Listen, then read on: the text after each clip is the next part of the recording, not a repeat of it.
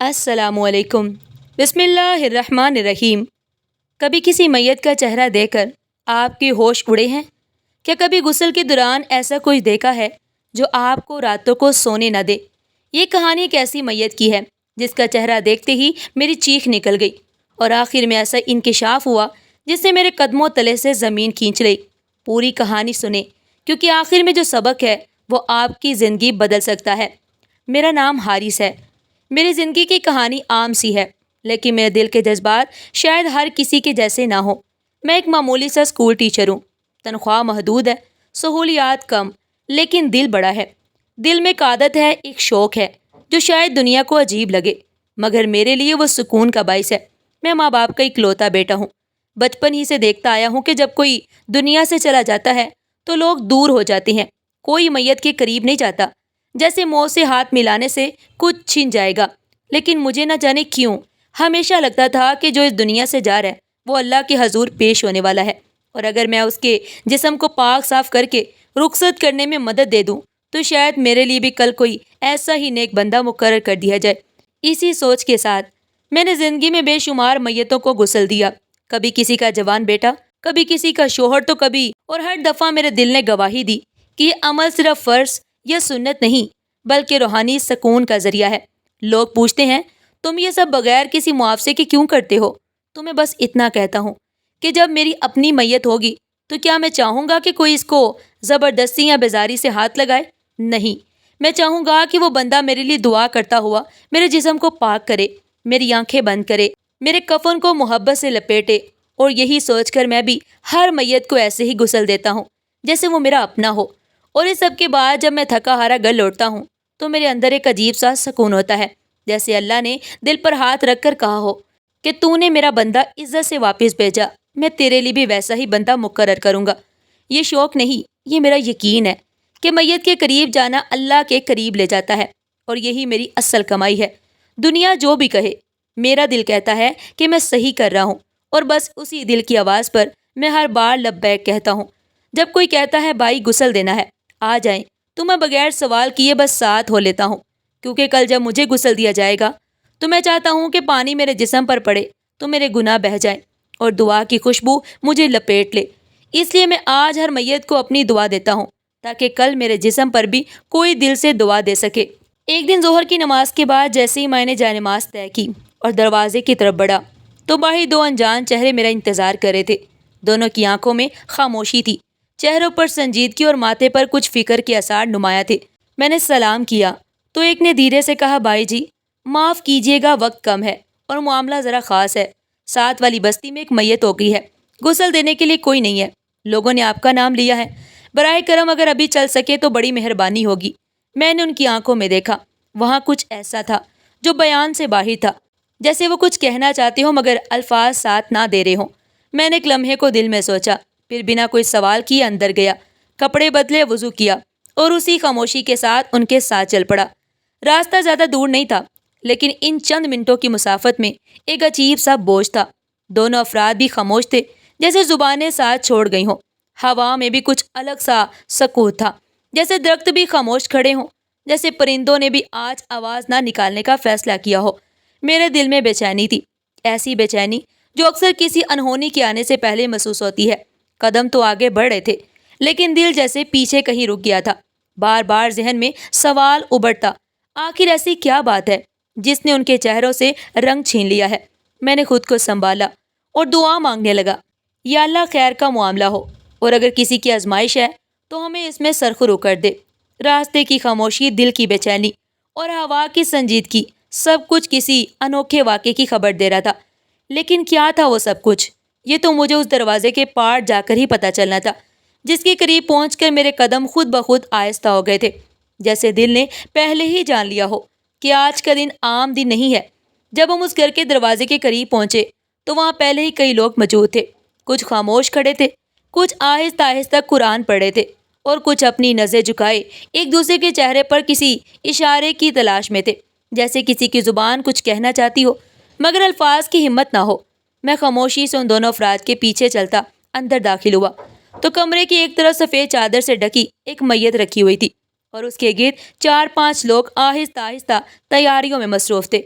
ایک نے مجھے دیکھتے ہی عزت سے سلام کیا اور کہا، سب انتظام مکمل ہے، بس اب آپ آغاز کریں۔ میں نے دعا پڑھ کر ہاتھ دھوئے، نیت کی اور دل ہی دل میں اللہ سے مدد مانگی کہ یا اللہ یہ عمل تیرے لیے ہے، اسے قبول فرما۔ میں نے جیسے ہی میت کے قریب جا کر اس کے چہرے سے چادر ہٹائی تو میرے ہاتھ لرز گئے، میری آنکھیں پھٹی کی پھٹی رہ گئیں، دل کی دھڑکن رک سی گئی اور میرے منہ سے بے ساختہ ایک دبی ہوئی چیخ نکل گئی۔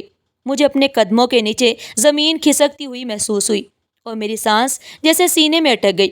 میں نے جو چہرہ دیکھا وہ میرے ماضی کا ایک ایسا صفحہ تھا جسے میں برسوں سے پلٹنا نہیں چاہتا تھا۔ وہ چہرہ زاہد کا تھا۔ جی ہاں، زاہد، وہی زاہد جو میرا بچپن کا سب سے قریبی دوست تھا، جس کے ساتھ میں نے گلیوں میں کھیل کود کر بچپن گزارا تھا۔ وہی زاہد جس کے ساتھ اسکول کے دنوں میں دوپہر کی روٹیاں بانٹی تھی۔ وہی زاہد جس کے ساتھ کبھی زندگی کے خواب بنے تھے، لیکن پھر وقت کی آندیاں ہمیں جدا کر گئیں، ہماری راہیں الگ ہو گئیں۔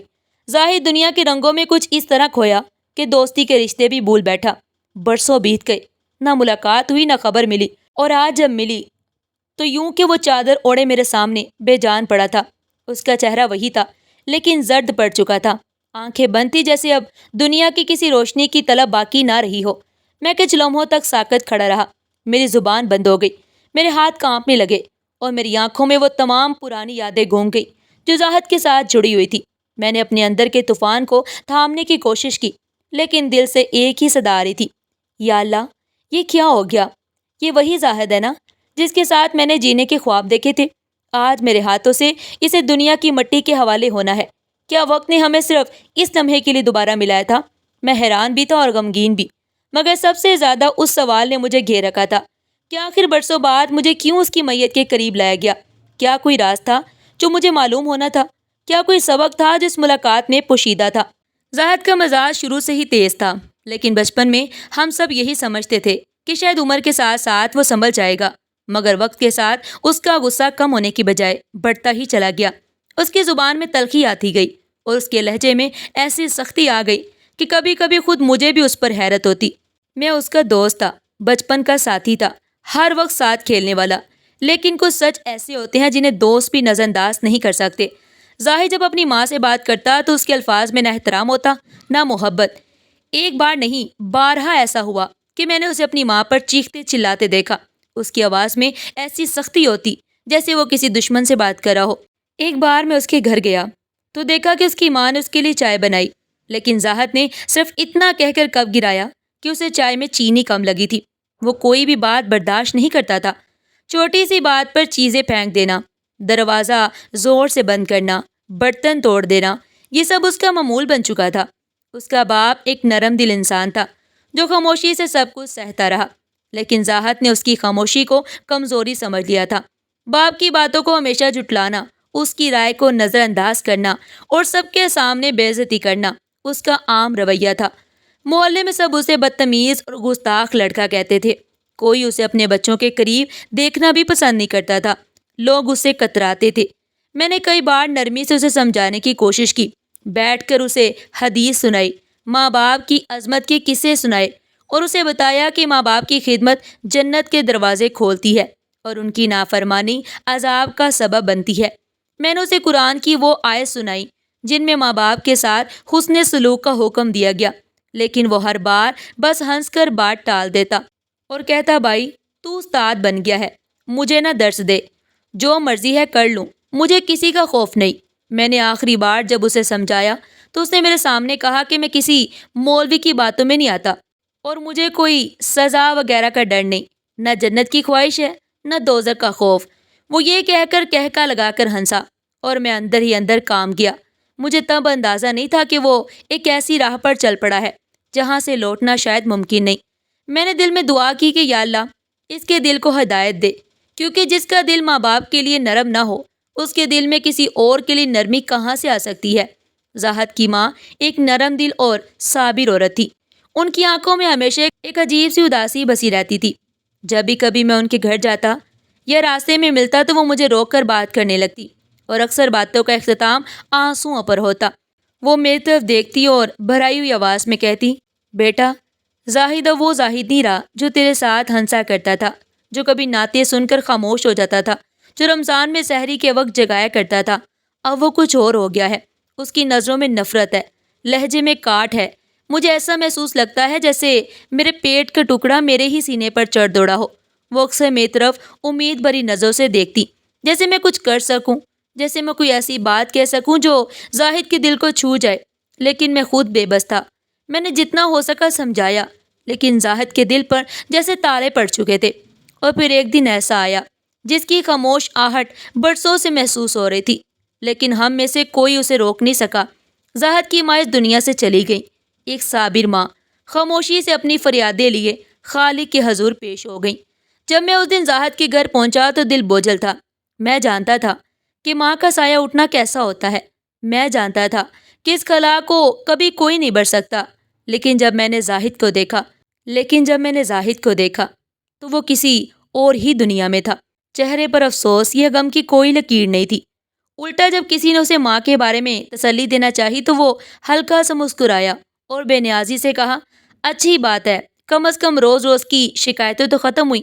اس نے یہ جملہ ایسے کہا جیسے وہ کسی بوجھ سے آزاد ہوا ہو، جیسے وہ کسی قید سے رہا ہو گیا ہو۔ اس کے الفاظ میرے دل پر چھری بن کر لگے۔ میں اندر سے کام گیا۔ مجھے محسوس ہوا جیسے وہ شخص جس کے اندر کبھی محبت کی ایک چنگاری بھی تھی، اب مکمل طور پر بجھ چکا ہے۔ میں دیر تک خاموش رہا۔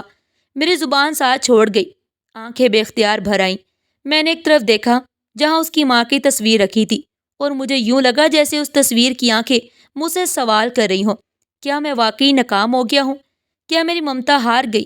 کیا میرا بیٹا کبھی لوٹ کر نہیں آئے گا؟ ان سوالوں کے جواب میرے پاس نہیں تھے، اور میں چپ چاپ وہیں بیٹھا رہا، جیسے کسی اندھیرے کمرے میں امید کا دیا بجھ چکا ہو۔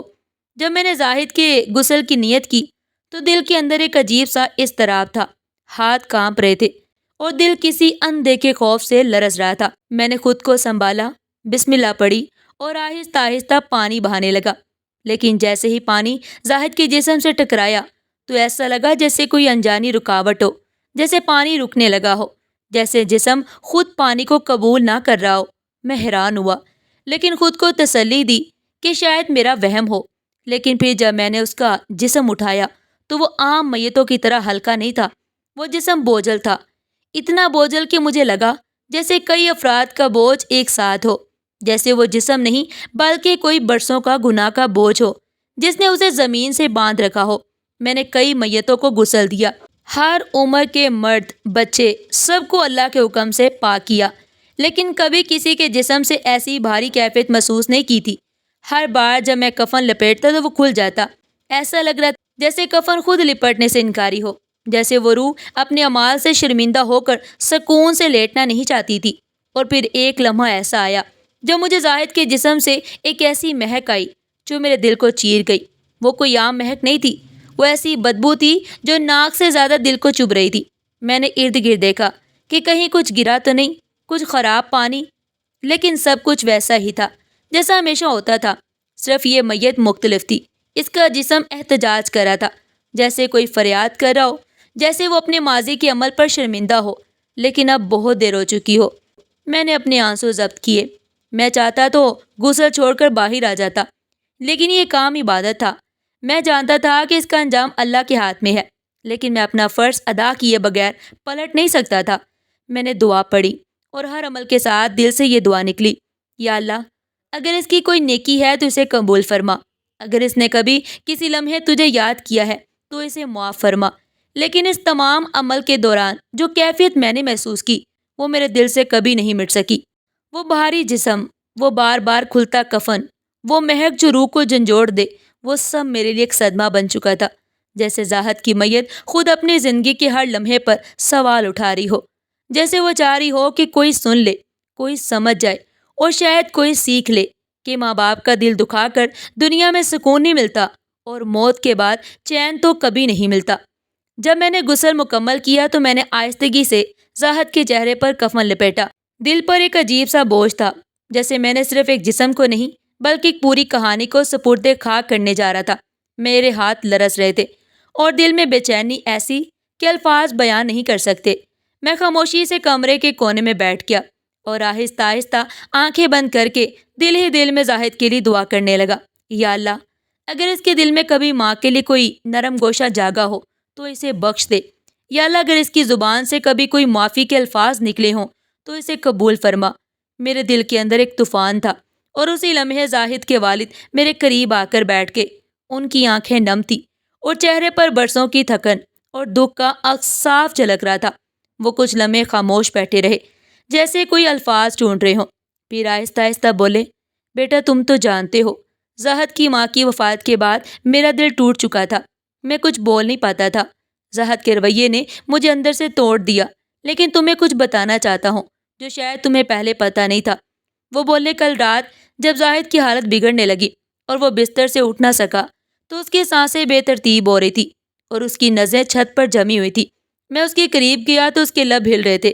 میں نے کان قریب کیا تو وہ صرف ایک ہی بات بار بار دہرا رہا تھا، ماں کو بلاؤ، مجھے ماں سے معافی مانگنی ہے، پلیز ماں کو بلاؤ، مجھے معاف کروا دو۔ وہ بار بار یہی کہتا رہا اور پھر ایک لمحے میں اس کی آواز مدھم پڑنے لگی، آنکھیں بند ہونے لگی اور پھر وہ خاموش ہو گیا۔ اس کے لبوں پر آخری الفاظ یہی تھے، ماں مجھے معاف کر دے۔ لیکن بہت دیر ہو چکی تھی، اس کی ماں اس دنیا سے جا چکی تھی اور وہ زندگی بھر جسے نظریں چراتا رہا آج اسی کو پکار رہا تھا۔ میں نے یہ سنا تو میری آنکھوں سے آنسو خود بخود بہنے لگے، دل پھٹنے کو آ گیا۔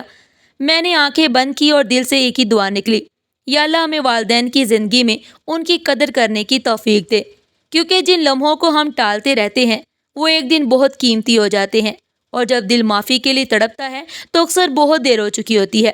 چند دن گزر چکے تھے زاہد کی میت کو دفن کیے ہوئے، لیکن میرا دل ابھی تک بے چین تھا۔ عجیب سی گھٹن محسوس ہوتی، جیسے کوئی ادھورا کام باقی ہو، جیسے کوئی صدا میرے کانوں میں گونج رہی ہو۔ پھر ایک رات جب میں گہری نیند میں تھا، ایک ایسا خواب آیا جس نے میری روح تک کو ہلا کر رکھ دیا۔ میں نے دیکھا کہ میں ایک سنسان اور ویران قبرستان میں کھڑا ہوں، ہر طرف خاموشی تھی، جیسے وقت تھم گیا ہو۔ میں آہستہ آہستہ قبروں کے درمیان سے گزر رہا تھا کہ اچانک میری نظر ایک قبر پر پڑی جو باقی قبروں سے ذرا ہٹ کر تھی، مٹی ڈھکی ہوئی نہیں تھی، جیسے ابھی ابھی تازہ دفنایا گیا ہو۔ اور اچانک اس قبر سے ایک آہستہ سی آواز آئی، حارث۔ میری سانس رک گئی، دل زور زور سے دھڑکنے لگا۔